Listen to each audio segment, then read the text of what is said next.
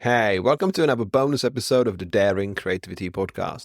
I'm back to unpack some of the gems from this week's conversation, pulling out those moments that deserve a second look and dig deeper in what makes them special.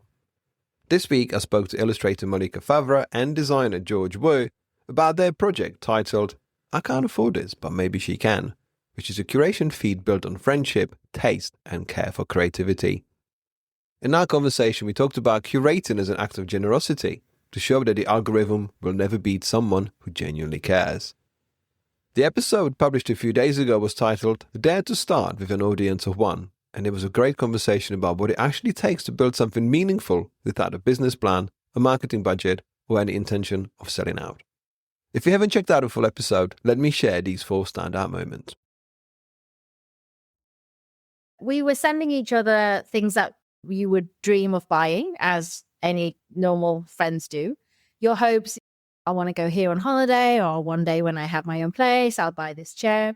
And it actually started with, I think it's when Hay was quite new and they released a gold side table that was almost too small to be properly functional. You couldn't have it as your coffee table, and too pretty to want to use it every day. So it was definitely like a luxury dream. I sent this to Malika saying, oh, look at this thing, gorgeous. And then we went, I think for a week later, we went for a drink. And then Malika was like, oh, by the way, my new table is arriving. And I was like, what table?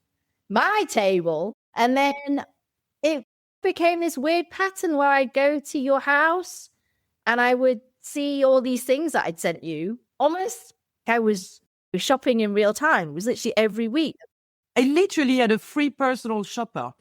As a joke, as you can imagine, I was torn between insane jealousy and also curiosity of what I could get Malika to buy. I made an Instagram account for literally an audience of one. I called it, I Can't Afford This, But Maybe She Can. Me being the one that I can't afford this. And started like posting genuinely things that I really loved. And then Malika would comment on the bottom saying, hey, I'm buying this one, I'm buying this one. And then they would appear in our house. I left it open to the public because I didn't know anything about Instagram and who's going to follow this account anyway. It was just a really silly idea. I love that origin story of genuine creative partnership. George and Malika have been friends for a while, and this Instagram account started as a joke. There was obviously no strategy, no growth plan, no content calendar, just a genuine delight to share with one person who kept buying the things that George found. What I think what's really great here is that the authenticity was almost baked in from day one because there was no audience to perform for.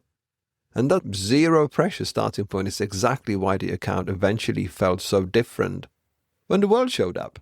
It's a reminder that the best creative projects often begin when you stop trying to make something and start making it for the love of it. Anything goes. As long as it makes us smile and we find it interesting, then it goes on. So thinking about where we get it from, we've talked about this before, but yeah, I'm a very reluctant influencer. I find social media really difficult.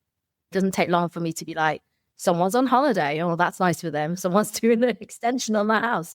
So I actually have to go out of social media to find stuff. And that generally comes from projects that I happen to be working on in my day job or things that I'm interested in terms of my hobbies.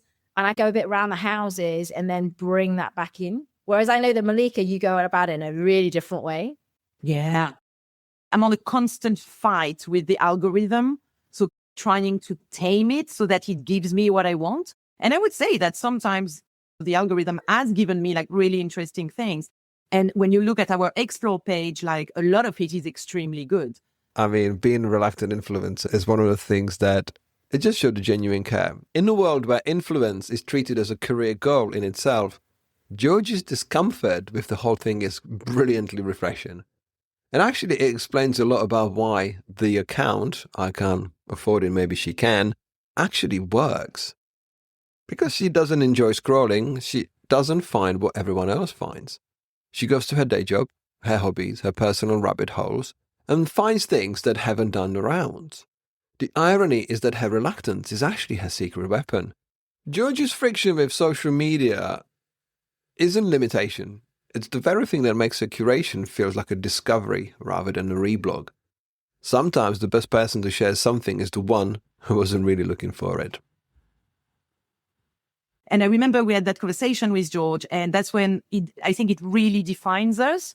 It's such a brilliant definition of who we are. George wants to do things that are innovative and new. I want to make the thing that already exists perfect or better. And I think these are two ways of being creative and approaching. My entire work is playing with cliches, with almost images you have in your subconscious, the collective mind, but making them so striking that you feel like you're seeing them for the first time. My work, my illustration work is not innovative. It's trying to reach that perfection. How perfect is that line? I feel like this moment explains the whole dynamic of the conversation and the project itself. Malika wasn't just describing herself and George. She's naming the tension that exists inside almost every creative partnership, studio or team. The innovator gets restless. The perfectionist gets frustrated by impermanence. Nothing is wrong, but alone, each has a ceiling.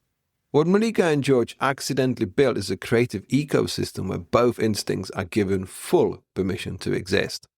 The result? A feed and a store that feels simultaneously fresh and considered, and it is a proof that this pairing works.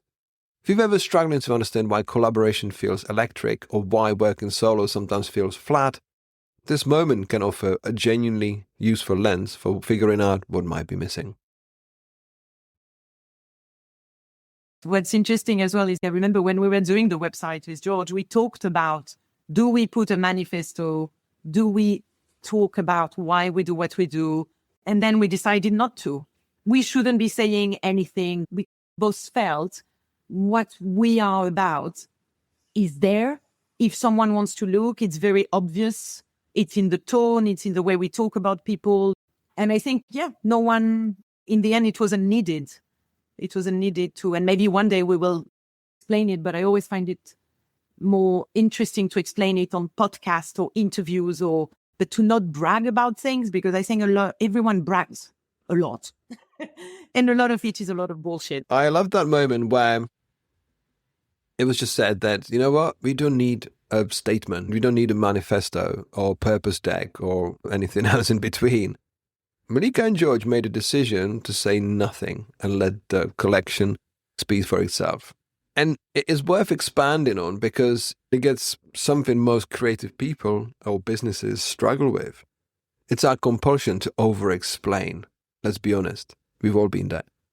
Clients, customers, audiences don't really read manifesto because they feel the intent instead. What Malika was describing here is the confidence that comes from having built something so consistent and so genuinely values-led that the statement is already written in every post, every product choice, every brand they choose not to feature. Trust your work to communicate who you are, and if you have to tell people that you care, you probably need to care a little bit more.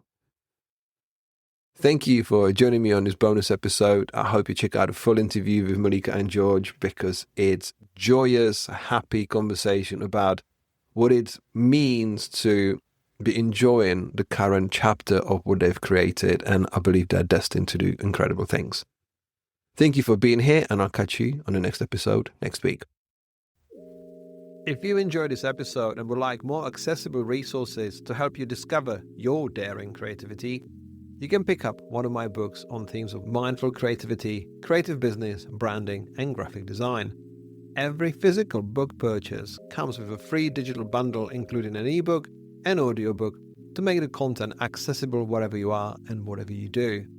To get 10% of your order, visit novemberuniverse.co.uk and use the code podcast. Have a look around and start living daringly.